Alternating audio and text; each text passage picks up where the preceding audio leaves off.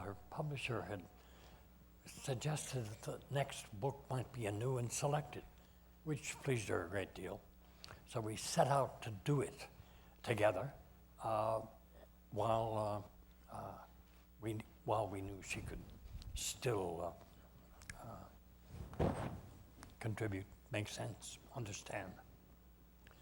The next morning, they worked choosing among her poems for otherwise, picked hymns for her funeral, and supplied each other words as they wrote and revised her obituary. The day after was more work to do on her book. He saw how weak she felt and said, "Maybe not now, tomorrow?" Jane shook her head. "Now," she said. "We have to finish it now." Later, as she slid, exhausted, into sleep, she said, "Wasn't that fun? To work together? Wasn't that fun?"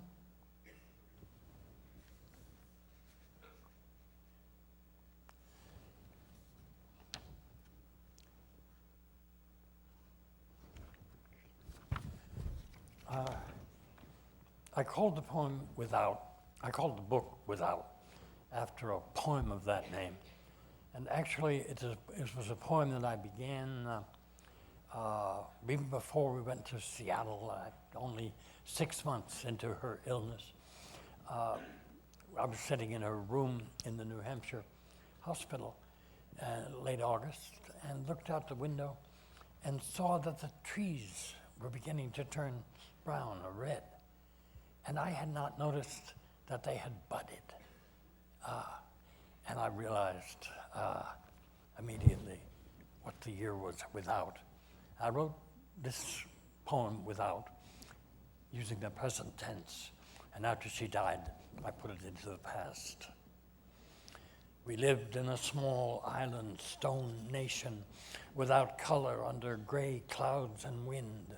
Distant the unlimited ocean, acute lymphoblastic leukemia without seagulls or palm trees, without vegetation or animal life, only barnacles and lead-colored moss that darkened when months did. Hours, days, weeks, months, weeks, days, hours. The year endured without punctuation. February without ice.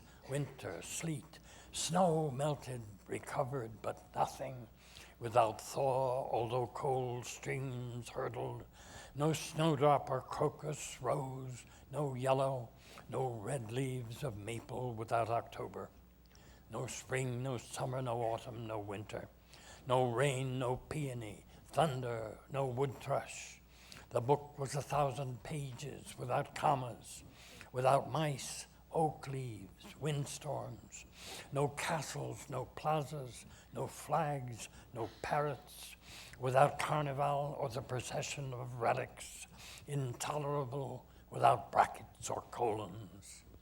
Silence without color, sound without smell, without apples, without pork to rupture, gnash, unpunctuated without churches, uninterrupted, no Orioles, ginger, noses, no opera, no.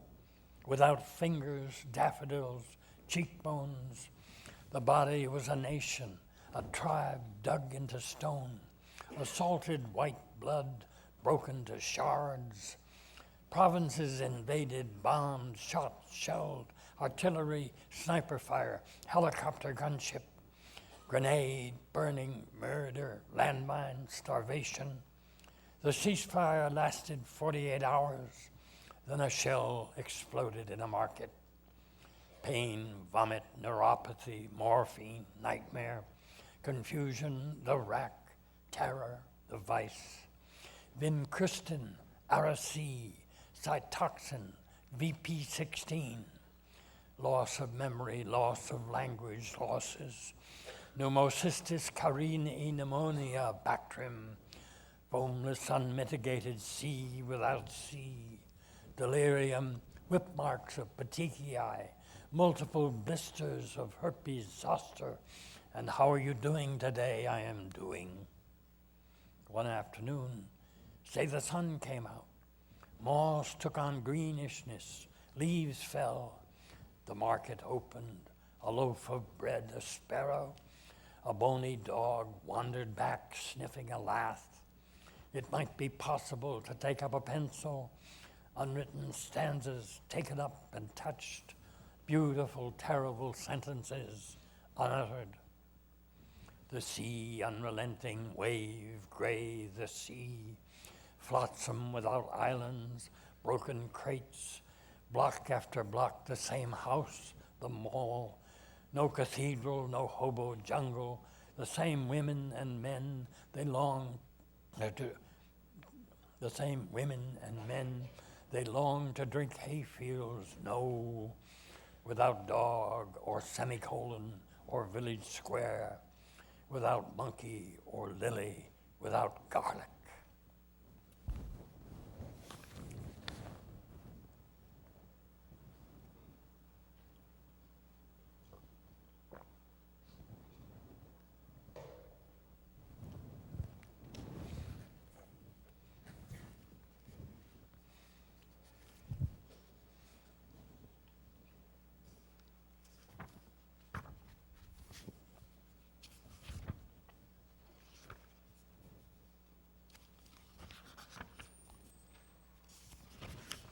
The first poem I wrote after her death was called Weeds and Peonies, and I'll read it to you now. But let me say that for me to be able to write poems about her or to her was the salvation. I had been working on poems since I was 14. It was my life. But immediately after her death, I never thought about it. And then one day the words began to come. And then really for several years, I wrote about no other subject. And it was my comfort to write, although I was writing about matters of suffering and of loss and grief. It was my comfort to try to put them into words. It was almost as if I were doing something about it when there was exactly nothing to be done. And I told the dog, it's in one of my letters, the dog Gus, I love dog, he would follow me into the study when I began to work. And I told him one day, poetry man is suiting up. He laughed a lot, but I felt wonderful for 2 hours writing about her cancer and her death and my grief. And then I had 22 hours to get through, visiting her grave, screaming, etc. But writing the poems was my comfort. Weeds and Jane was a great gardener. She died late in April, and her flowers came up. Your peonies burst out white as snow squalls, with red flecks at their shaggy centers in your border of prodigies by the porch. I carry one magnanimous blossom indoors and float it in a glass bowl, as you used to do. Ordinary pleasures, contentment recollected, blow like snow into the abandoned garden, overcoming the daisies. Your blue coat vanishes down Pond Road into imagined snowflakes, with Gus at your side, his great tail swinging.